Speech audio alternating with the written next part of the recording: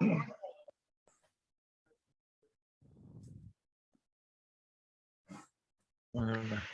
evening and welcome to a new appointment in our international cycle of video conferences. Tonight we'll have a presentation on the Russian tramways conducted by Michael Russel from England. Actually, Michael doesn't need a presentation because he's a world famous tram and trolleybus fan, so I think that almost all of you already know him. Anyway, this presentation is divided into two parts, and this is the second. This is the first part, and the second part is scheduled for Tuesday, 18th January 2022. So that will be the second part. Before giving the floor to Michael, I remind you that you can use the chat in every moment, and as usual, at the end of the presentation, there will be a space for any questions, both in English or in Italian. Now in Italian. Benvenuti, buonasera a tutti. Questo è un nuovo appuntamento nella nostra serie di videoconferenze internazionali. Stasera avremo Michael Russel dall'Inghilterra, che non ha forse bisogno di presentazioni perché è un ben noto appassionato di tram in tutto il mondo. Ci parlerà dei tram della Russia. Per la sua lunghezza questa presentazione è stata divisa in due parti. Questa sera avremo la prima parte, mentre la seconda parte avrà luogo martedì 18 gennaio, sempre alle ore 21. Prima di dare la parola a Michael, vi ricordo che potete usare la chat in ogni momento e come sempre alla fine della presentazione ci sarà uno spazio per domande eventuali sia in inglese sia in italiano. Ed ora la parola va a Michael. The word goes to Michael. Please, yes. Michael.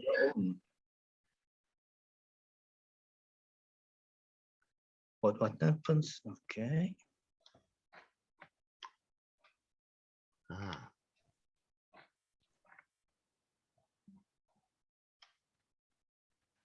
Can you see the screen? Yes. Yes, it's okay. That's better, right?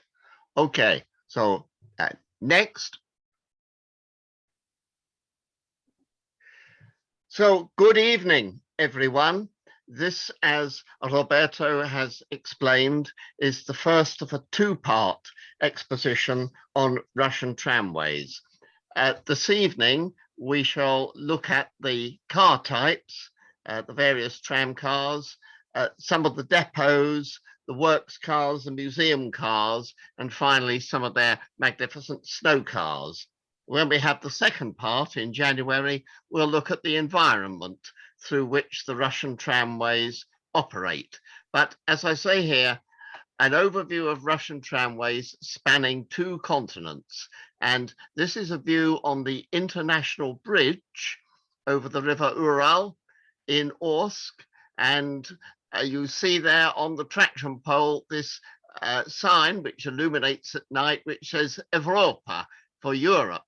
And on the other side, it says Asia. So this is one of 2 points in Russian tramways where the trams cross from nominally one continent to the other. Next, please. This is a flattened out projection of the entirety of Russia. The show relates to Russian tramways, not those in the former Soviet Union, which of course comprised 15 separate jurisdictions, the Baltic states, Ukraine, Belarus, the Transcaucasian, and so forth. This is just about Russia. When I first started going to Russia, which is 30 years ago, there were some 70 tramways in operation, and quite remarkably, there are now still 59. So we haven't lost a great deal, which is quite remarkable. Next, please.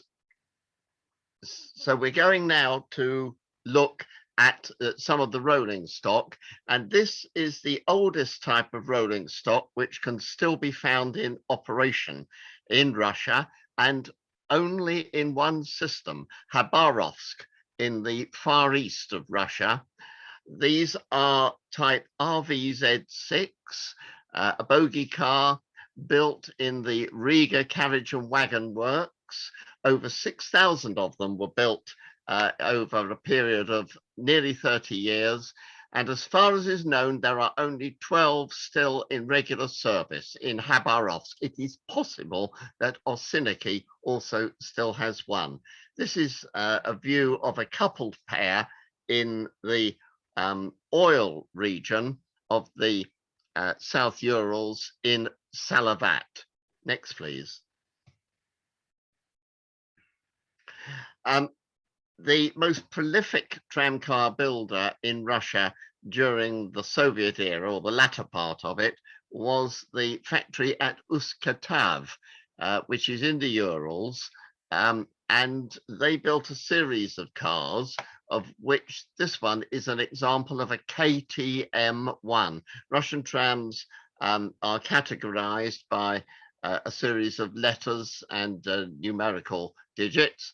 And the KTM1 was one of the first types of car produced at Usk-Katav. You'll note that this one has two bow collectors. It's actually in Arkhangelsk, or Archangel, a system which sadly has since closed. And it's actually doing an inter-depot run between the main works and one of the depots, taking the workers' soup tureens from the canteen in the main works to the depot. This view was taken in 2002. Next, please. All the views in tonight's show were taken by me, except for this one, which was taken by my good friend Matthias Kuhl from Germany, just outside Frankfurt am Main, and it shows the last working KTM2 tram in the country. This was a development of the KTM1, but with slightly more angular design. It's seen in Rostov-on-Don in 2019, and it's actually on tree lopping duties. You can see some of the foliage on the roof. Next, please.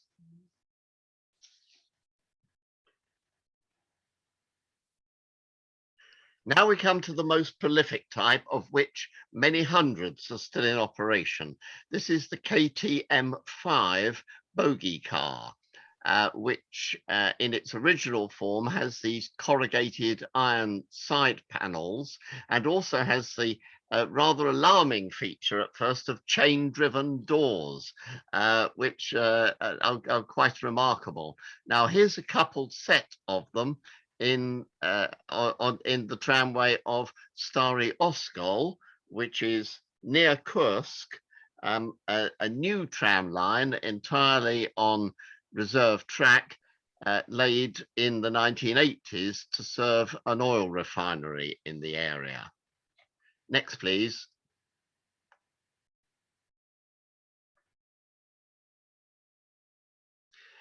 Many KTM5 cars have been rebuilt in recent years, either to a greater or lesser extent. This is one of those that is still inherently recognizable. It was rebuilt in the Moscow tram works, and it's running in Yaroslavl, very ancient city north of Moscow. And it's seen here in, I think I'm right in saying, 2007. Next, please. There have been some more heavy rebuilds of KTM5 cars. This is one in Kemerovo in the Kuzbass region, and this one has been fitted with new doors to replace the chain-driven type. This has got a pair of folding doors at each of the three exits entrances, and a slightly modernized frontal elevation. Next, please. This is a much more substantial rebuild, and it's a one-off in Krasnoyarsk, and it was rebuilt in the works of the local electricity company.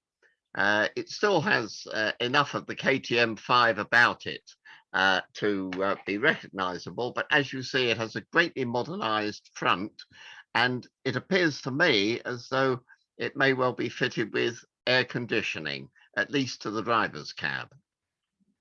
Next, please. Another type of rebuilt car, of which there are several, is this type in Magnitogorsk. And they've adopted a new livery here of battleship grey, and again, new design of doors to replace the chain-driven type. I might just add here a little anecdote that some years ago I was traveling on a KTM5 with these chain-driven doors in the city of Kazan, and the tram stopped at one of the stops on a section through one of the tram streets, and the entire door fell off into the street. And it was obviously not an unknown situation, because 4 or 5 of the passengers immediately got off, grabbed the door, hacked it up, and wrapped it back onto the runners beneath the fairing. And anyway, the tram then went merrily on its way. So that's a Russian tramway for you. Next, please.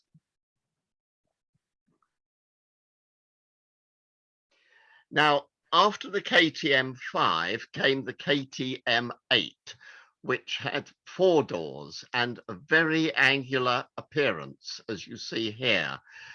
It was later developed, you'll see in a minute, to have a more modern design of front, but this coupled pair are seen running in Vladivostok in 2002.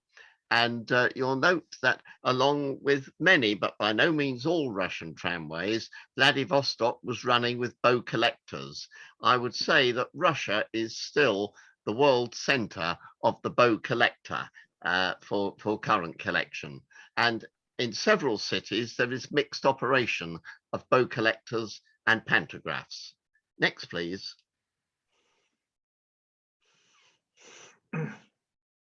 This is one of the modernized type of KTM8 cars, KTM8M, with slightly radiused windows to the motorman's cabin. And again, still with the 4-door layout, a single door at the front and rear, and a pair of sliding double doors in the center, with a 3-seater longitudinal seat between them.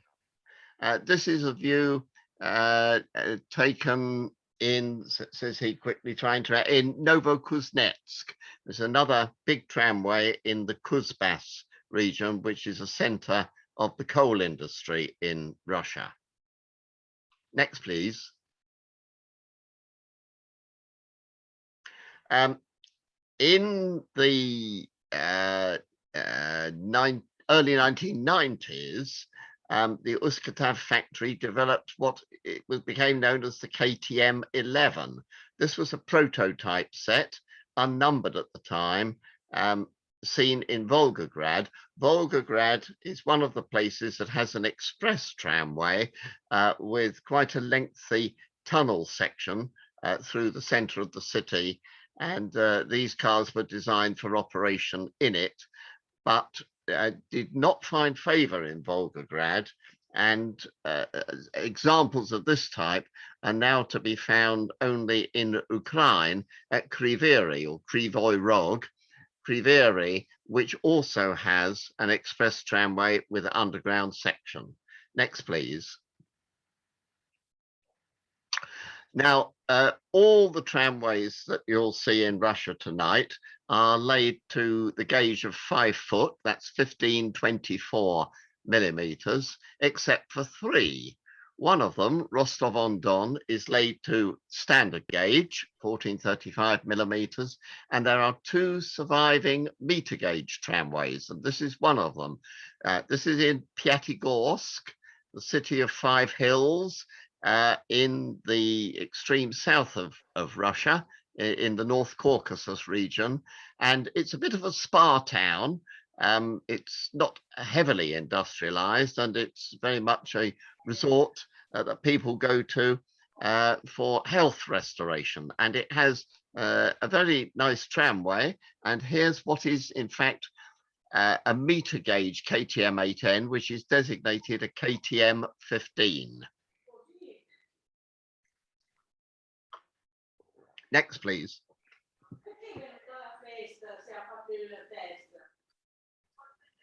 Next came the KTM 19, and this is one of the first production models. It's seen in Ufa in 2001 in this mauve or purple livery, and many hundreds of these cars have been produced and distributed across the great majority of the Russian tramways. Next, please.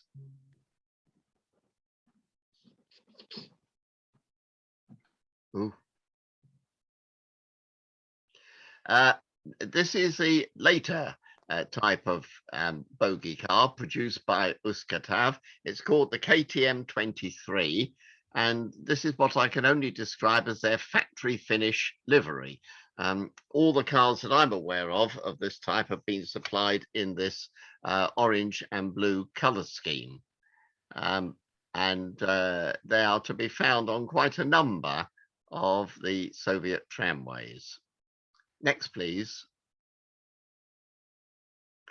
Now, in St. Petersburg, the ancient capital of Russia, there has traditionally been a local tram building facility associated with this enormous tramway.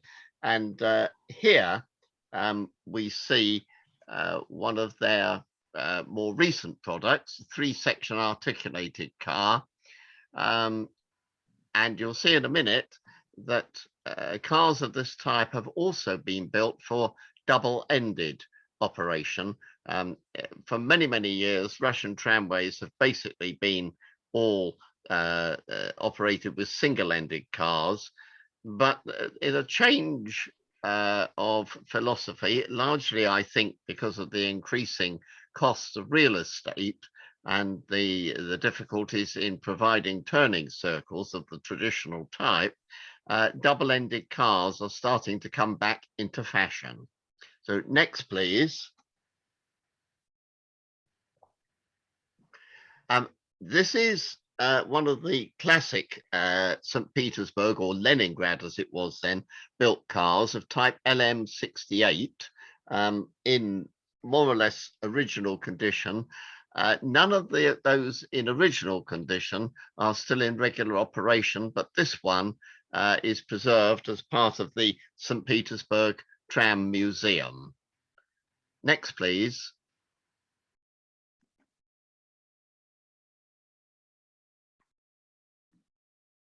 Now, many of the LM68s have been very heavily rebuilt. This is one such. As you can see, it's got quite a striking design of bodywork, and I'm not sure how many of these there are. I would say somewhere around 20, operating on some of the lesser routes in the inner area of St. Petersburg.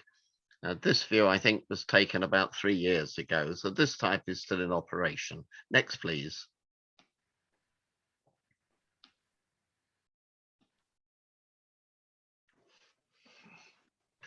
This is a more heavily disguised rebuild of an LM68 car. In fact, a pair of them coupled back to back, and actually quite an austere design for something that was done in recent years.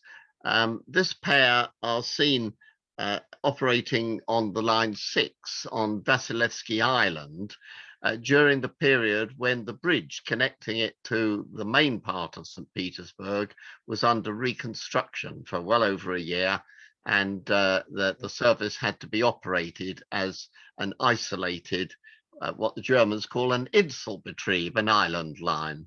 literally in this case. Next, please.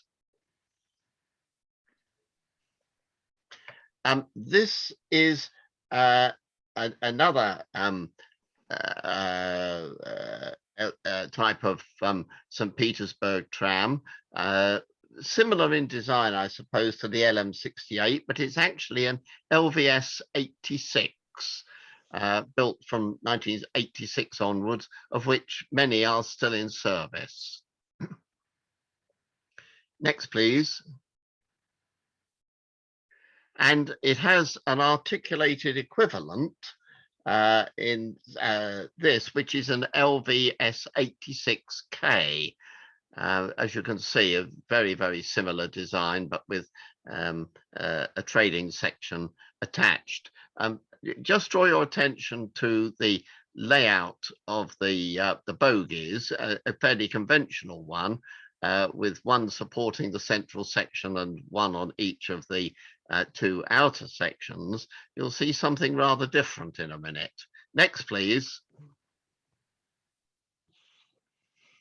Now, here's an even more recent design, the LM93, which in this case is seen in Ulyanovsk, or Simbirsk as it used to be, birthplace of V.I. Lenin. And a number of tramways have a small number of these LM93 cars, but I am told by Russian friends that there is a general view that the Leningrad or St. Petersburg built cars are considered inferior in quality to those obtained from other manufacturers. And it is a fact that they don't seem to have as long a service life as others. Next, please. Now, here's a different type of articulated car, and I mentioned the layout of the bogies a minute or two ago. I suppose you might call this something like a German Nachläufer type, with two bogies under the forward section and just one under the rear section. There are not too many of these cars still running. They're called LVS 97K. And those of you who have wider interests than just trams may have heard of the actor Timothy West, who's a bit of a railway and tramway fan, and with his wife went to St. Petersburg and reported back that he found one of them completely sat down over one of the main crossings on the tramway, having effectively broken its back. Next, please. This is a more modern variant of this type. It's an LVZ 97A. Again, we're still in St. Petersburg, and note the different type of pantograph, twin rigid arm with a flexible collection. Whether you would call that a pantobow or bow collector, I suppose, is a matter of opinion. Next, please. Now, there are quite a large number of the locally built LM99 cars to be found in St. Petersburg. This one, 0503, is carrying posters affixed to the side for Route 100, which was in fact a renumbering of Route 57 in 2007 to mark the centenary of electric tramways in St. Petersburg, and it retains the number 100 to this day. Next, please. A small number of these LM99 cars have been locally rebuilt as double-ended cars for operation on shuttle services during track and bridge reconstruction. This one, as you can see, it's coming towards us, has got offside doors, and it's got twin pantographs. And it's seen going around the terminal loop at Finlandsky Vokzal, Finland Station, a very famous point in Russian history of the 20th century. Next, please.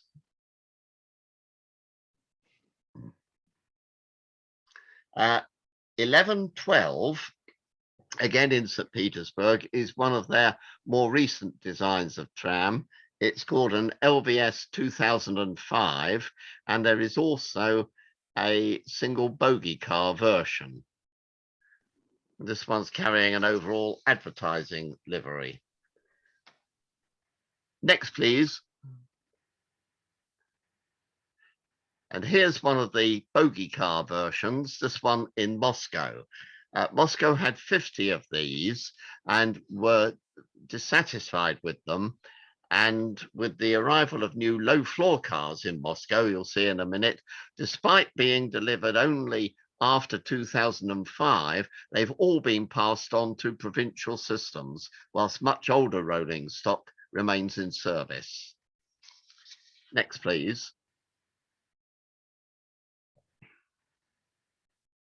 Now, some Russian tramways, generally the smaller and more impoverished ones, have not been averse to buying cars from Belarus. And this is a product of the Belkommunmash factory in Minsk. It's a BKM 60102, and it's seen on an escarpment on one of my all-time favorite Russian tramways, Prokopyevsk, which is the third of the tramways in the Kuzbas region. Delightful, but we shall see more of that in the second show. Next, please. The Belkommunmash factory has supplied examples of their bogie cars, including the one with the low floor center section like this, to quite a number of tramways. And this is in Kazan, well, it's in the center of Russia, really. Next, please. And Kazan has completely or almost completely renewed its tramcar fleet and rebuilt its tramway in recent years. It's a very affluent part of the world, as some of these oil-rich provinces and self-governing states are. And this is one of the articulated cars produced by Belkommunmash. It's a BKM 84300M, double-ended design, twin pantograph 3-section on completely relayed track in the outskirts of the center of Kazan. Next, please. Now, there are also smaller producers, one of which is the factory in Yekaterinburg that produces the Spectre tram. This is the first model Spectre, and it's seen in Yekaterinburg itself. I think the factory is called Transural-Mash. Next, please. And like so many of these tram designs, a more modern, more stylish version has been produced subsequently. Not that they've sold all that many. This one is in Nizhny Tagil, which is in the North Urals, north of Yekaterinburg. And it's noteworthy that it is almost entirely the tramways in and around Yekaterinburg that have taken examples of these Spectre trams. Next, please. Now, we have here a product. What's the name of the factory? Oh, I've forgotten it for the moment, but it's a prototype and remains unique. 7500 in St. Petersburg. It's of the Transural-Mash factory trying to get in on the low floor market, which they've done with only limited success. As I say, this was their prototype. It runs in St. Petersburg on Route 23, and there's always one on every tramway, isn't there? This is the route. It's a repository for all the odds and ends of trams. Anything that is non-standard, you can normally find it on line 23. Next, please. And their most notable production series for a Russian tramway is this type, which has been supplied, I think there are 15 of them, to Kolomna. Kolomna is a tramway, about 2.5 hours by train, by local Elektrichka train, southeast of Moscow. And you'll see there some of the displays announcing the fact that the view was taken on the 877th anniversary year of the founding of Kolomna. Next, please. The most successful of the newer breakaway manufacturers has been the one which calls itself PKTM, and they were originally based in Tver, which is a town between Moscow and St. Petersburg.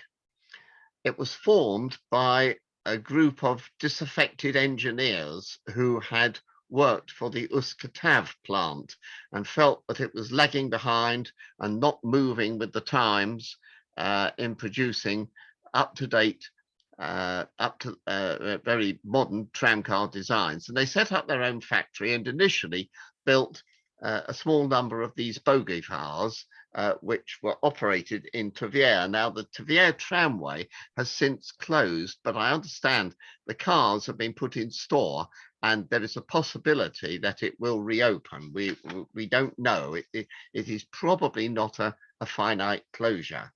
Next, please. However, their great success has come with the capital, Moscow.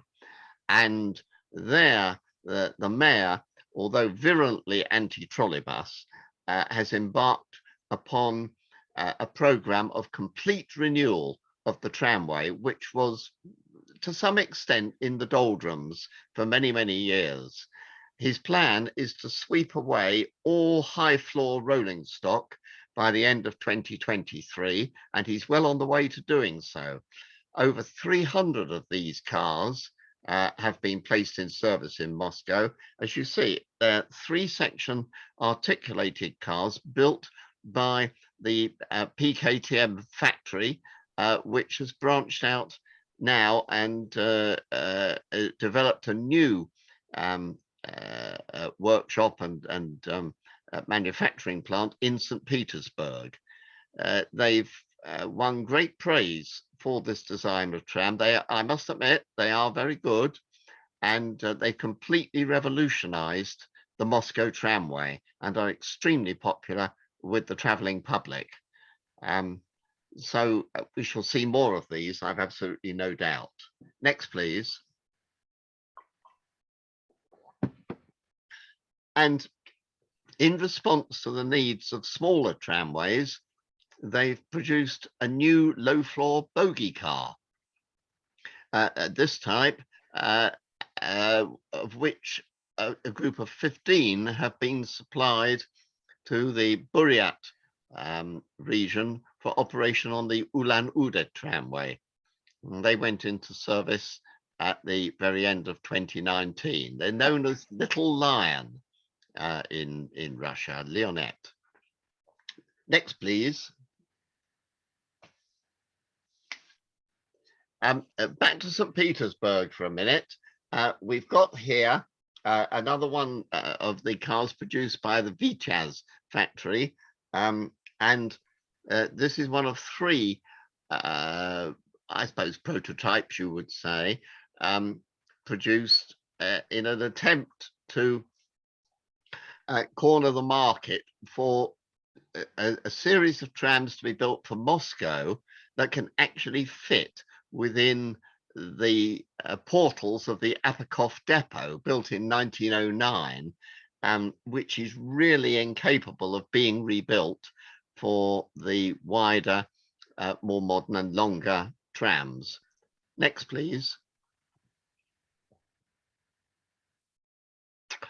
And in Moscow, the Polish company Pesa has also got in on the supply of trams, with 60 of these 3-section articulated cars, which they call Foxtrot. And some of you will know that the Pesa range includes cars named after various dances. There's the swing and the tango and the jazz, and these for Moscow are called the Foxtrot. There are 60 of them, and they are likely to be the last non-Russian trams in service in the capital. Next, please.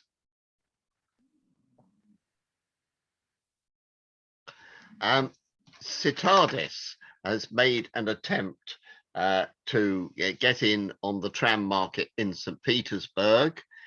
Here is one of 4 cars supplied to the St. Petersburg tramway, and they tend to run on line 56. That seems to be their hunting ground. Next, please. And of course, it wouldn't be Eastern Europe without some products of the Tatra factory in Prague. This is a view of coupled T3 bogie cars of the Russian design, in other words, with only front and rear doors, no center doors, the intention being to keep the heat in the bitter winter which afflicts Russia. This pair was seen operating in Izhevsk some years ago. Next, please. There are still a lot of these T3s running, some of which have been rebuilt. Here's an example that's been slightly modernized in Volgograd, and there are others which are even more extremely remodeled. Next, please.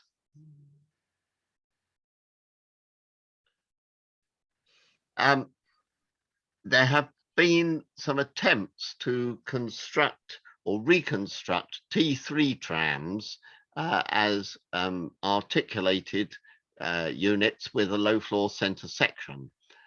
This is the only one in Moscow. There are also some in Kiev and Kryvyi in Ukraine, and this one is formed out of 2 T3 body shells with a new low floor center section produced commercially.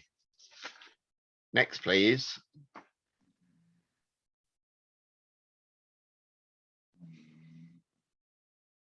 And we also have the later design of Tatra tram, the fat one, which is known in Russia as the T3M.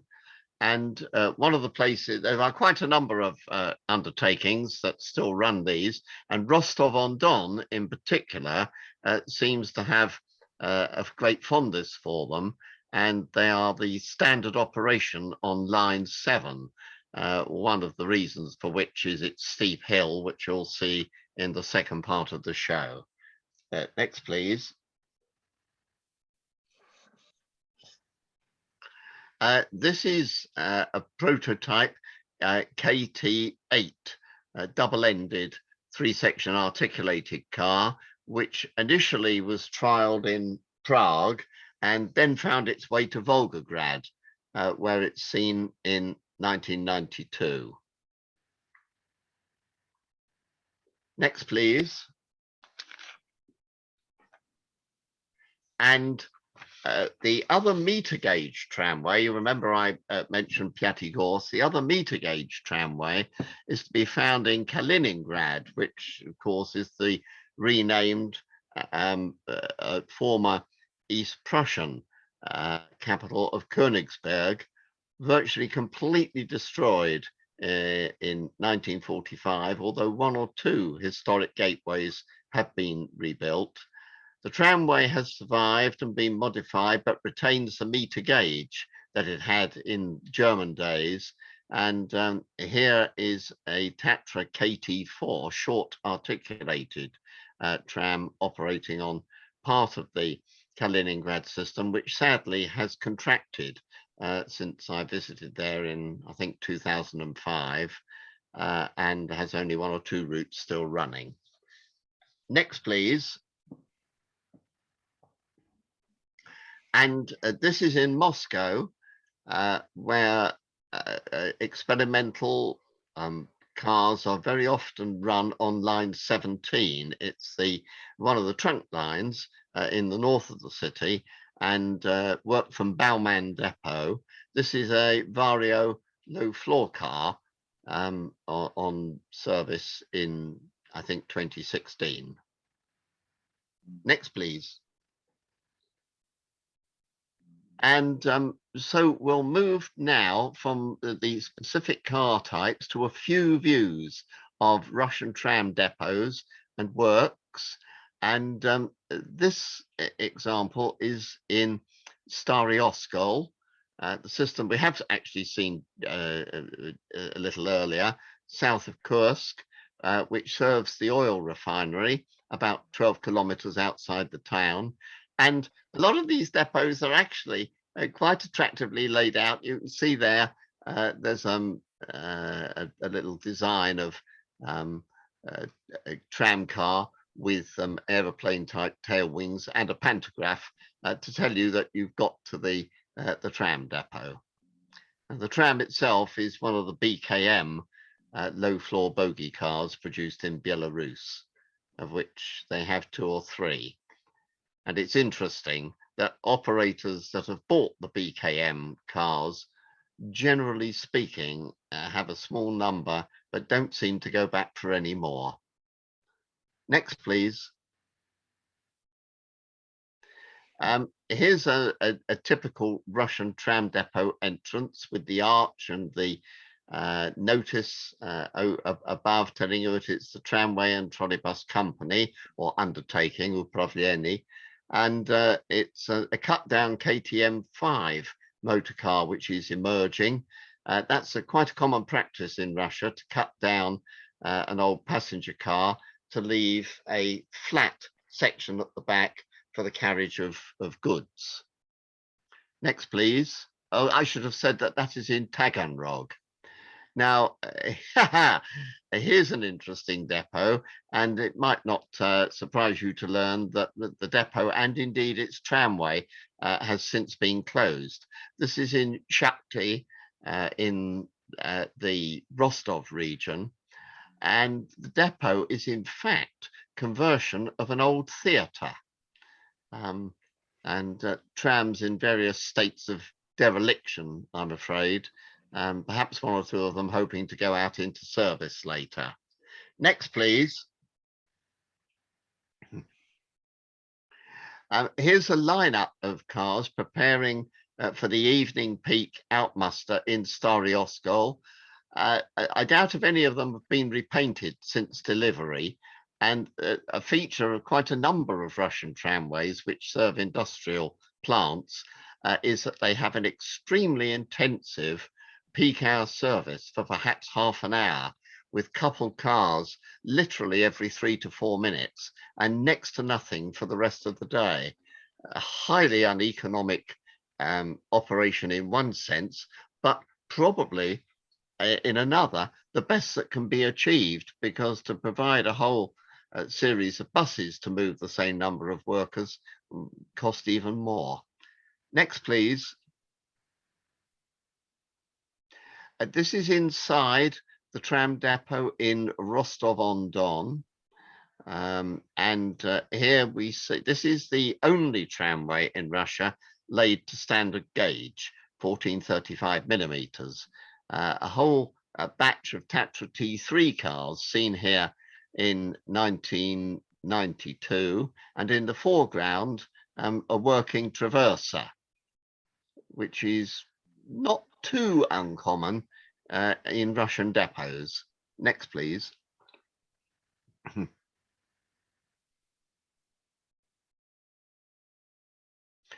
This is Krasnodar, and inside the works there, Krasnodar is generally regarded by people in Russia who know about tramways as being their finest operation.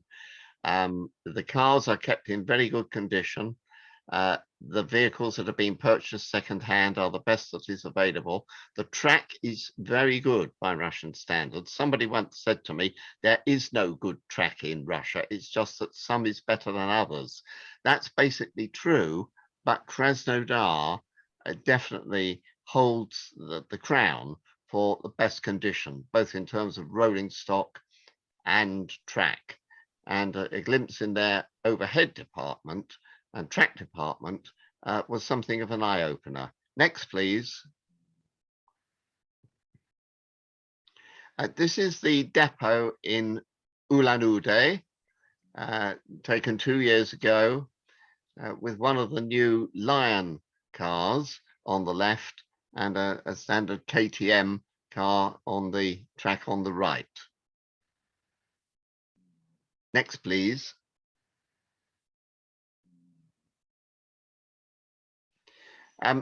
The factory in the Urals at Uskatav has its own test line, and for some short period of time in the late 90s, a passenger service was operated over it. It's not a long line, it's only about 1.5 to 2 kilometers, but it does involve an extremely steep gradient, which is good for tramcar testing.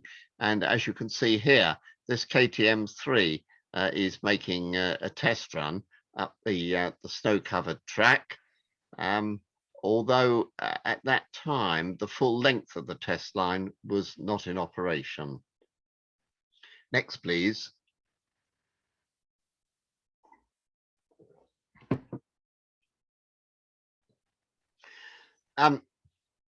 This is a view inside one of the driver training cars that you'll find on most Russian tramways. As you see, a collection of road signs, which the tram driver has to know before he will be granted a license. It's quite normal to see driver training taking place not just 7 days a week, but in the hours of darkness as well. It's essential, of course, because in the winter, Russia has a great preponderance of hours of darkness as well as bad weather conditions. So they need to receive training in all conditions. Next, please.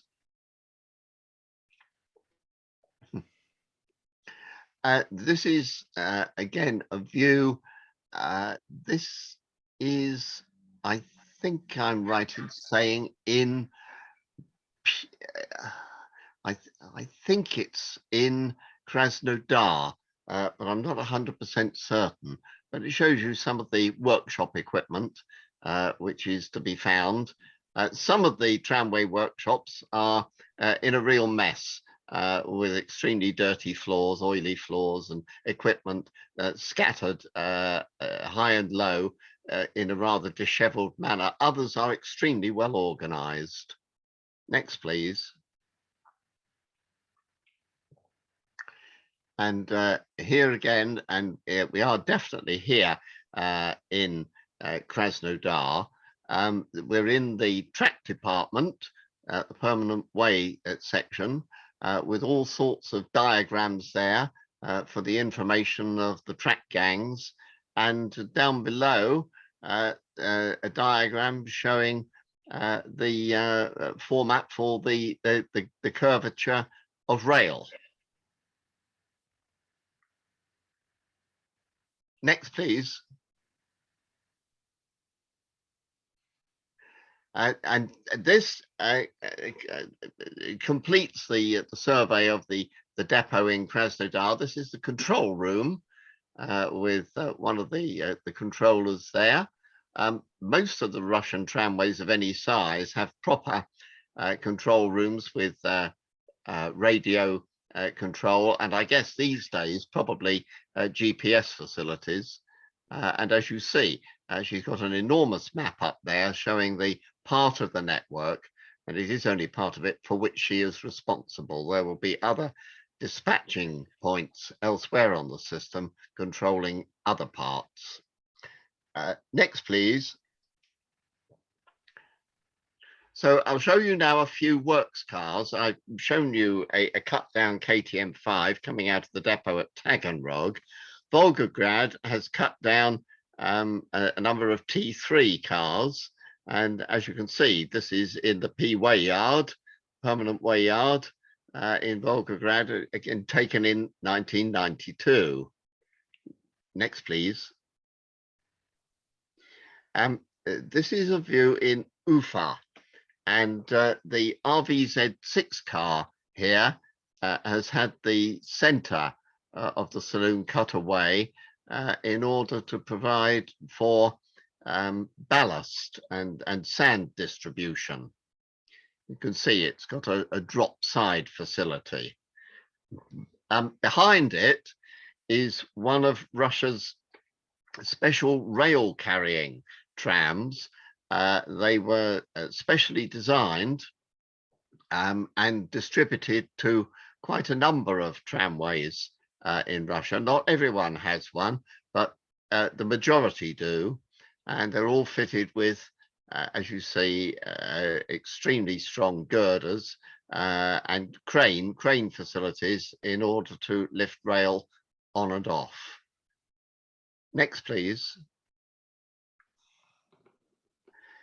Here's an older generation of works cars in Moscow, again seen in 1992. Little four-wheel cars dating from the period after the revolution in the late 20s and 30s. At least one of these still survives at Apakov depot, but I'm not quite certain whether it's still a working works car or is effectively part of the museum fleet. Next, please.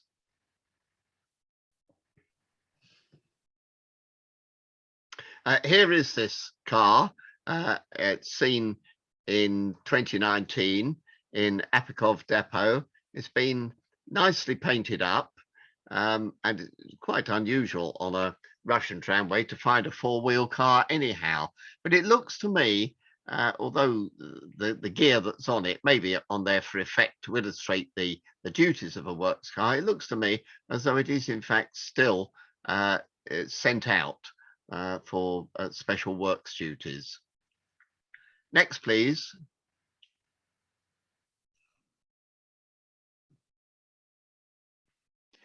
This is the survivor of a design of tram built in the late 1920s and 30s at Kolomna called the KM type, great big bogie car. They were supplied to many tramways, of the bigger ones, and Moscow had some still in service until 1973 in passenger service. This is the last working survivor, and it's the works car in Kolomna. And one of my colleagues on a recent trip actually managed to hitch a lift on it for a ride to one of the terminal points. Next, please. There are some really whopping great works cars to be found in Russia. This one is in St. Petersburg during track laying and track reconstruction works in 2003. And as you can see, it's a very big beastie, not one that you'd particularly want to argue with. Next, please. And St. Petersburg also has, surprisingly perhaps, a very large number of older four-wheel works cars. This is a view of a three-car train of them, really, a works motor car opened open with drop sides, and 2 ballast carrying trailers. Next, please.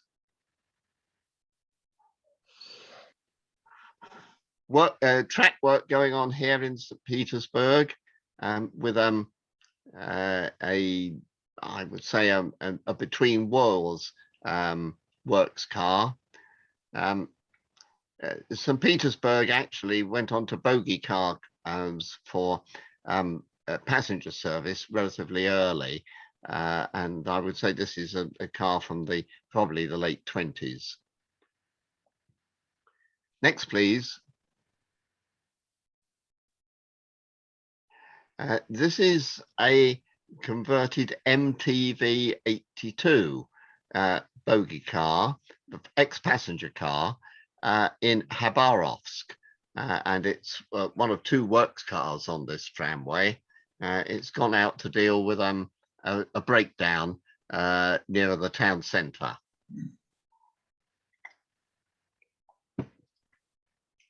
Next, please.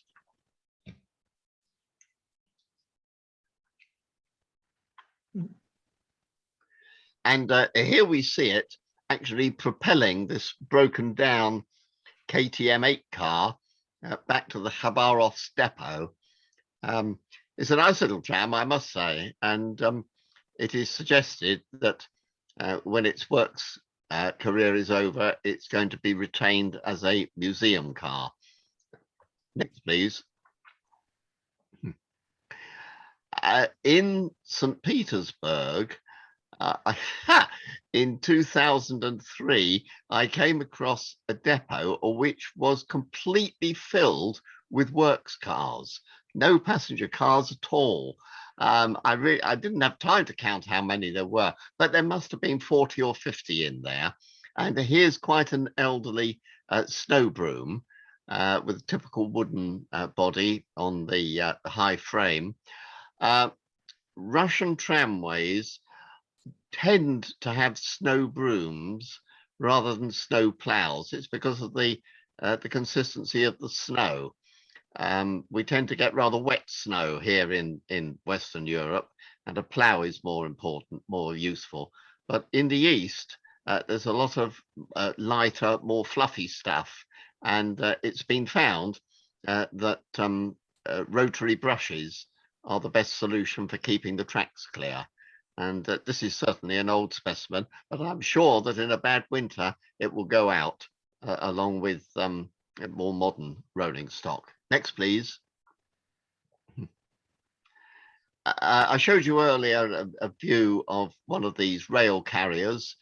You can see a better view here. This is in Dzержinsk, and you can see the crane facility for lifting the rail on and off. One of the features of Russian tramways, which might surprise some people in the West, is that all track work, virtually without exception, is done with the use of rail vehicles. There is normally no road-based operation at all.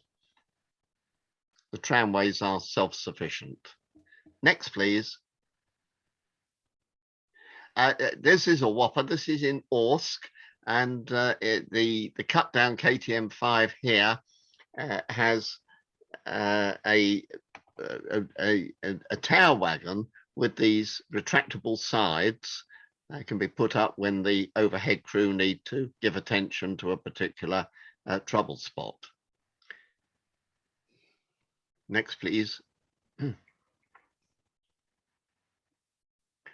And here's a multi-purpose works car in Krasnodar.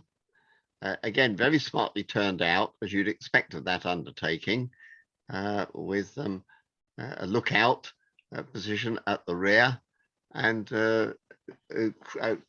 crane facilities, or at least jib facilities there, as you can see, for the conveyance, I think, of ballast and soil and so forth. Next, please. This is the generator car in Yekaterinburg, going out to sort out some tram that's got into trouble. In about -30 degrees Celsius. So trams over here have to be capable of coping with extremes of conditions. The coldest I have personally known it, although I wasn't out in it, was -46 in Nizhny Tagil, and -37 in Voltchansk was the coldest I've actually been out in. At the other extreme, in the height of the summer, it's not unusual to get temperatures up to about 45 plus 45 centigrade. So there's a huge temperature range to be coped with over here. Next, please. Here we have wheels, tires being conveyed to the works in Magnitogorsk. Next, please. And track work in Usolyi-Sibirskoy, which is a small town tramway to the north of Irkutsk, and some sleeper renewal has been taking place there. The old sleepers have just been loaded onto the works car, and the crane is being retracted, ready to take them off to the permanent way depot. Next, please. Well, Russian tramways do not generally have any authentic old rolling stock, and it's a sadness to them because many of them are very proud of their history, and so some have recreated replicas of early rolling stock. This is an example displayed in the depot at Pyatigorsk. It bears the fleet number 1903, being the year that the tramway was opened. Next, please. Displaying a plinth tramway outside your offices or depot is quite a common practice. This is in Kemerovo, and it's a KTM1, very nicely done up. Whether or not it's in working order, I don't suppose we shall ever know, because it's on a plinth and would have to be winched off, but it might be, it's possible. Next, please. Here's the plinth KTM2 outside the upper depot in Prokopyevsk.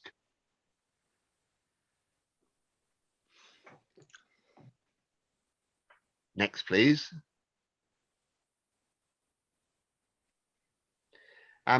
This is in Krasnodar, and it's a between wars car. I think it would probably count as a type X or KH, although most of them had narrower bodies than this type. I think it dates from about 1935. Next, please. Some Russian tramways, and indeed particularly in Ukraine, took Gotha-produced motor cars from East Germany, the DDR, to operate on their tramway. And one of them was Volsky, which is on the other side of the River Volga from Volgograd. And this car, numbered 01, was plinths outside the Volsky depot to mark 40 years from the start of tramway operation there. Next, please. This car, this RVZ6 car, was set aside for preservation in Ufa. But most undertakings, I have to say, have very limited covered depot facilities. The great majority of tram cars are stored in the open, despite the extremes of weather, and leaving a car out there to withstand all this great variation between heat and cold with no activity is, I think, not at all beneficial. Next, please. Yekaterinburg has a small open-air museum of its older rolling stock. This is a Tatra K2 articulated tram, the first type of production articulated tram made by the Tatra Works. There was a batch of 50 that went to Moscow and then were distributed elsewhere, and Yekaterinburg had some. And again, these cars stand outside in all weathers.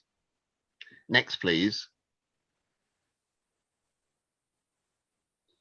One or two cars from the between wars era have been resuscitated by enterprising tramways. This is Tula, which is, I don't know, about 100 kilometers, I suppose, south of Moscow, something of that order. And it's a type KH or type X motor car from the early 1930s. It's seen here coming out of the depot, nice condition, and it was for a private hire tour. I have to say it's very sad. It wasn't particularly overloaded, but it struggled to get up the long incline of the track that spans the railway in Tula, and unfortunately about 3/4 of the way up the motor burnt out, which was a great shame, and it had to be pushed to a convenient turning circle and then hauled back to the depot. Next, please. This is a preserved RVZ6 car in Irkutsk. Irkutsk had a lot of such cars, but they lost a lot of them in a depot fire in 1997. And then, being in straitened circumstances, perhaps didn't think it was prudent to keep one of their RVZ6 cars until later on. They thought how nice it would be to have a museum car, and got this one from Angarsk, which is a town about 30 kilometers to the north. Fitted it out very nicely with upholstered seating and facilities for drink service, so that it can be used as a party tram. I was one of a small group who went to Irkutsk in 2016, found its availability advertised on a notice on a service tram, and by a series of telephone calls from Irkutsk to Moscow and back to Irkutsk, we managed to arrange a private hire for our last day in the city. And it's seen here. Irkutsk has a very high percentage of street track, unlike most Russian tramways. And here it is posed in one of the sort of traditional Russian streets on the system. Next, please. That's the interior of 030, the Irkutsk preserved RVZ6. As you can see, it's been laid out so that it can act as a hospitality unit. They've got to get some money in by what means they can, but it was very nicely heated. It was very warm inside. Very friendly motor woman allocated to us for our 3-hour tour. And it's nice to know that facilities like that can still be found in provincial Russia. Next, please. Where an undertaking has no authentic car to operate, they very often created a replica. This is one in Kursk, which is built on the truck of an old Gotha tram. They've built the body in their own works, and it was there to mark 120 years of electric tramways in Kursk. Next, please.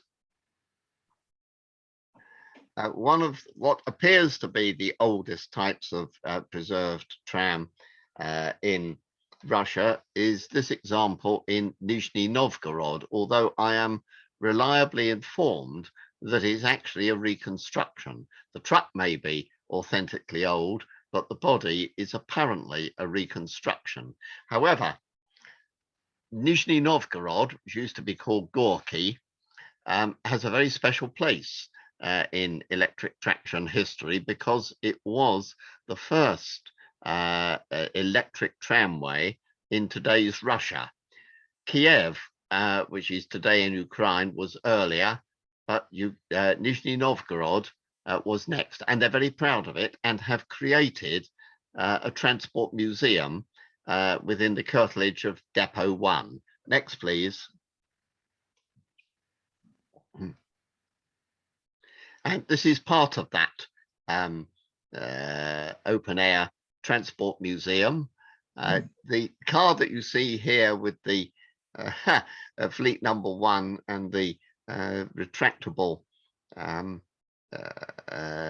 gate is, I think, a reconstruction of the one that you saw just a moment ago. And they have cars right from the earliest days right through to the 1950s. Some trolley buses also. Next, please. This is a KM motor car, which was not serviceable at the time I took this view, but recently has been completely overhauled and returned to serviceable condition. And I understand was actually the subject of praise from President Putin when he recently visited the city. So there you are. Maybe President Putin is a secret tram fan. Next, please. Another one of the cars in the Nizhny Novgorod Museum. I'm sure that in the fullness of time, they will get most of them into working order. I'm very proud of their history here. Next, please. This is one of the prototypes, I think there were only 7 of them built, of an RVZ7 motor car, which was intended to supersede the RVZ6, but didn't catch on. And only this one survives to the best of our knowledge. Next, please. And here we see an MTV 82 and one of the Leningrad type elephant cars, an LM49, I think this on the left, during a special tour in 2006. Next, please.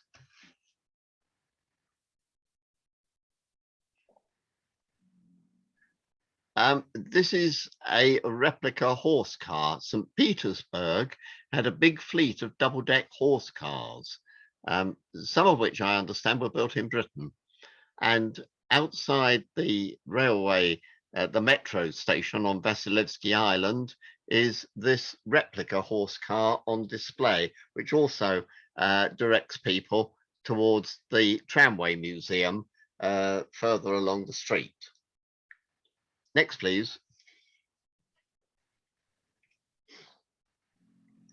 And at the Tramway Museum, you can see a wide variety of St. Petersburg cars. This one claims to be one of the original Brush-built cars, built by Brush in England at Loughborough, when the electric tramways were opened in 1907. I think there is some doubt about this. They had another one, 1028, which was actually a later car, which had been rebuilt to resemble this, but nothing like as accurate. It is possible that this is as near authentic to the original 1907 cars as one can get. Next, please.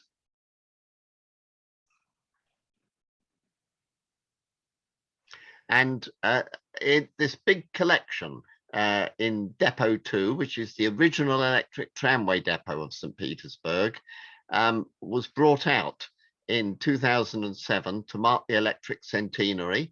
And here's quite a nice long line of them. These M-type cars, the four-wheelers in the foreground, are products of the 1920s. And well, we'll see the bogie car in more detail in a minute. Next, please.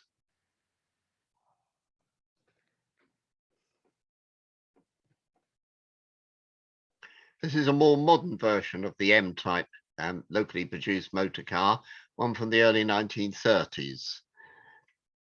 I understand that St. Petersburg has taken to having an annual tramway and trolleybus historic parade in May, although it hasn't happened for the last couple of years because of the pandemic. I haven't yet been able to get to see it, but I would imagine it would be rather good. Next, please.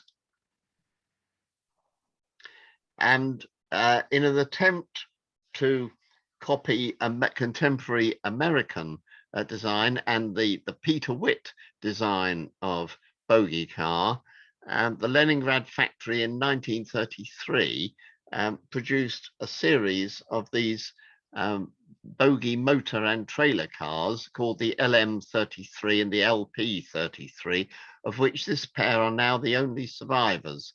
This type was still in regular service until 1979, and very fine vehicles.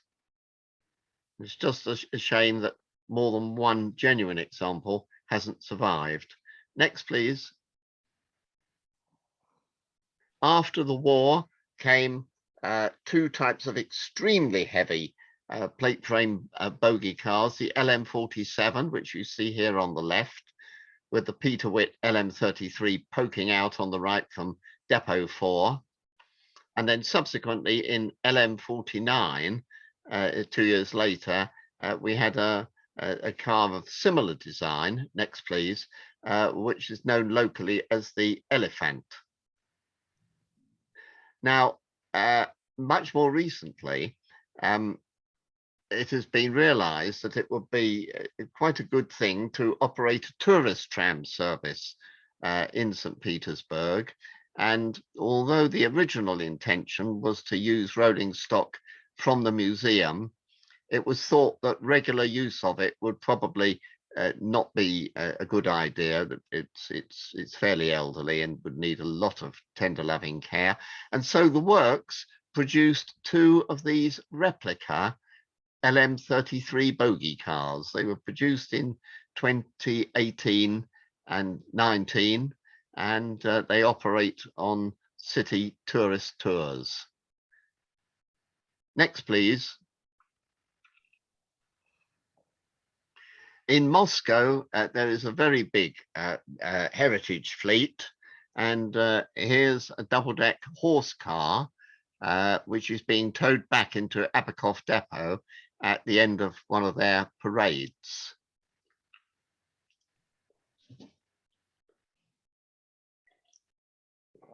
Next, please.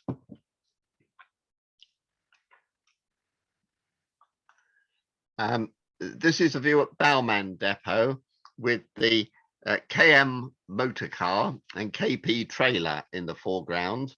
This is the type that was still in regular service until 1973, and a four-wheeler behind. Next, please. And a wonderful lineup of historic rolling stock outside Apakov Depot, waiting for the right of way to take part in a second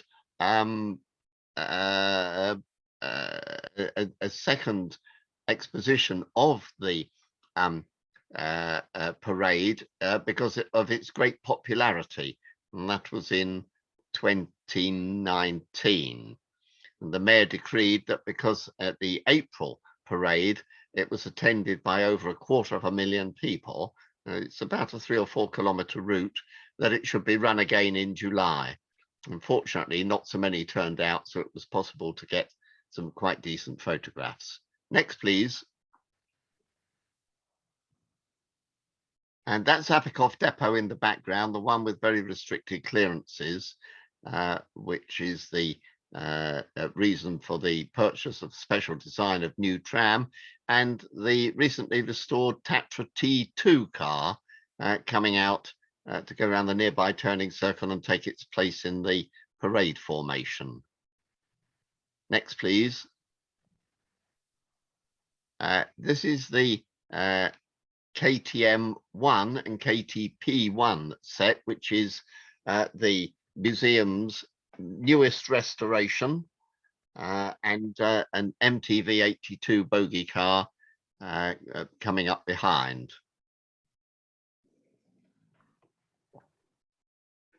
Next, please.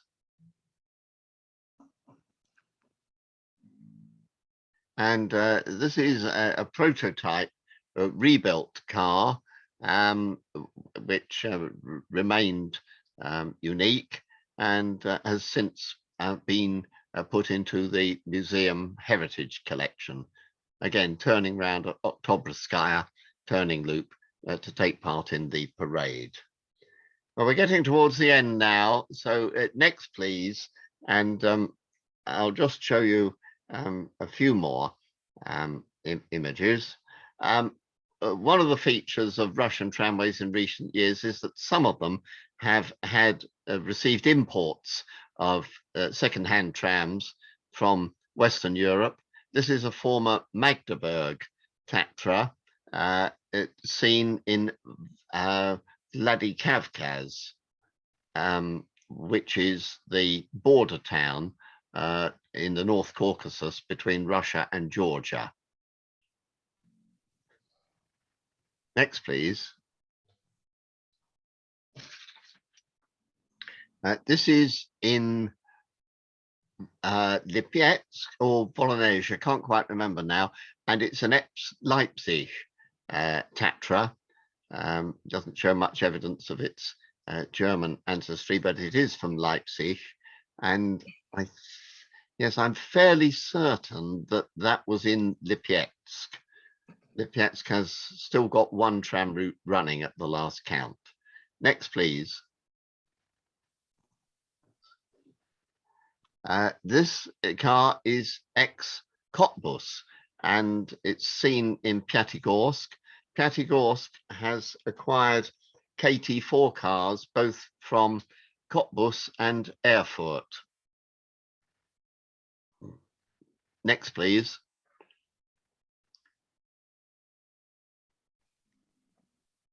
And also some Tatra T4 cars from Halle. And they are particularly used on this Route 1, which climbs out to the east of the town, get views over the town itself, and also passing this mining area. And it's an area where you have to be particularly careful taking photographs because there is a very high security prison very close to this point. Next, please.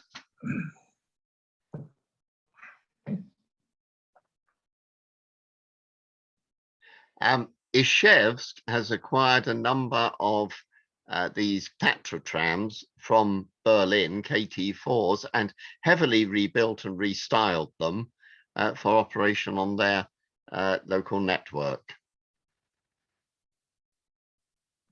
Next, please.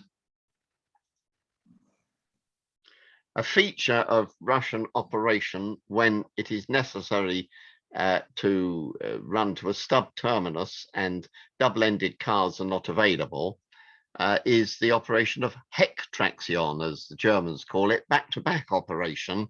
And here's an example, which is actually regular. It's nothing special. It's regular in Stary Oskol between the depot and the terminal point of the tram routes to the oil refinery. Next, please.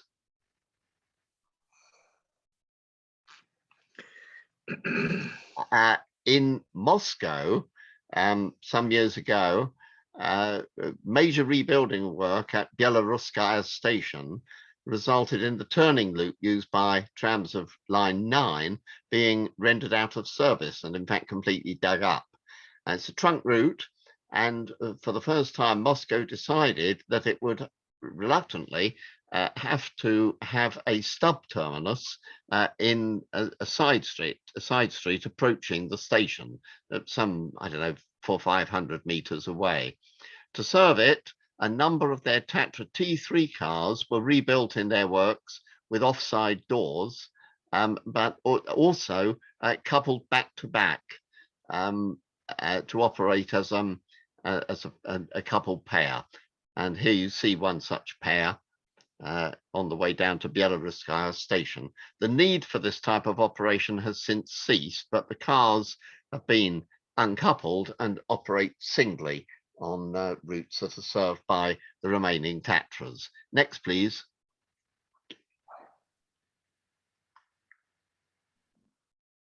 And a much more recent example of coupled back-to-back operation here in Smolensk, where extensive track works in 2020 rather, resulted in severe curtailment of the network and the need to operate back-to-back cars on the surviving sections. Next, please. Well, now the bit that you've all been waiting for, Russian cars in the snow. Here's one that you wouldn't want to meet on a dark night in an alley. Looks a bit like a pig. And this is in Rostov-on-Don. It's a snow blower converted from a Tatra T3 car. Some Russian tramways do still use snow blowers. Next, please. Here's this massive beast in Chelyabinsk with big rotary brushes here at the front. You wouldn't think it was necessary to run this, but there had in fact been light snowfall overnight. And to avoid the risk of any trouble, many tramways do run snow clearance cars, even when there's only been a very light covering of snow. Next, please. However, the real thing is when you're deep in the winter landscape, as here in Nizhny Kamsk, which is an industrial town in the center of Russia. And here's a KTM5. It's not a public service car. It is in fact a snow car. You can see it's actually got a snow plow, not brushes in this case. Next, please. In the depot at Achinsk is this modern design, actually, of snow clearance car, demonstrating the rotary brushes around the depot track. Next, please. This beauty is seen in Novokuznetsk. And Madam there, the driver, obviously thoroughly enjoying going around coating everybody with flying snow. This type of tram is in fact a specially built snow clearance car. They look as though they are converted KTM5 motor cars, but they're not. They were specially designed in the tramway works when it was running in Voronezh and built at Novosibirsk. And I think I'm right in saying that 38 cars of this type were built for those Russian tramways that wanted one. Next, please. And here's another view. There is a tram under there somewhere, again in Novokuznetsk. Daytime snow clearance. Next, please. This is in Magnitogorsk, who built their own snow clearance cars to a very strange design. This is setting off in the depot for a demonstration of snow clearance capabilities. We had a ride on one of these, and I can assure you, I don't know how the driver sees out of the front at all. You can see a very shallow windscreens, really, and with the snow blown up in that extent, visibility is appalling. Next, please.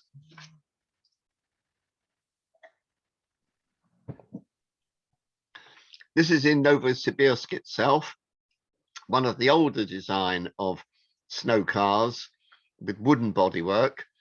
There are still a few of those running, not that many, a few, as you can see, high framed, wooden bodied, and it's both a plough and a broom. Next, please. And here's another snow clearance car in Novosibirsk. Different design, more modern bodywork. This is metal frame bodywork that is now used. Although now the construction is of bogie cars for this type of work. Next, please.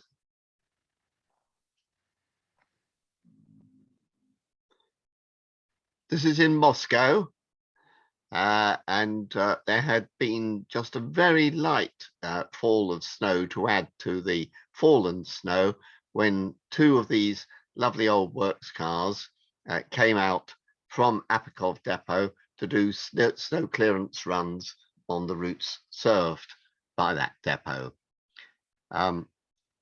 You can see here that the brush is in fact in operation to clear the tracks, and it's very convenient. You know, if filming this type of operation, you know when to set off because before the tram sets off to stop its clearance, there's the most enormous clunk that comes from the tram car, and that's the signal that they've engaged the rotary gear. Next, please. And so to Achinsk, where again this snow car built in 1966 is busy clearing the street track. Center poles here, but it is street running. Next, please. And a couple of views on this extremely industrial route in Achinsk. Achinsk has two tram routes. It's a center of the Russian aluminium smelting industry, and one of the routes runs past the main gates of the factory every few minutes. The other route runs round the back through a totally desolate landscape and has one tram every 72 minutes, but the track still has to be cleared, and here's a car doing so. Next, please. And here a more modern KTM5 car adapted. It's not one of the specially built ones, it's an adapted KTM5, again clearing on this industrial line. Next, please. And if you don't believe me, here is the very bleak landscape of this tram route 2 in Achinsk. You've got small low-lying slag heaps of bauxite slag, the products of the aluminium smelting process there surrounding the route, and of course the typical Russian pipes everywhere. Next, please. And so I think with that industrial view, which is a fairly grim landscape, but fascinating from the tramway point of view, I think we come now, if I remember rightly, to the end of the show. Next, please, Roberto. And I'll just leave you with a slightly warmer view taken at this time of the year in Yaroslavl, with the sun glinting on the overhead. And next, please, until January, I bid you do svidania, or until we meet again. Thank you for watching.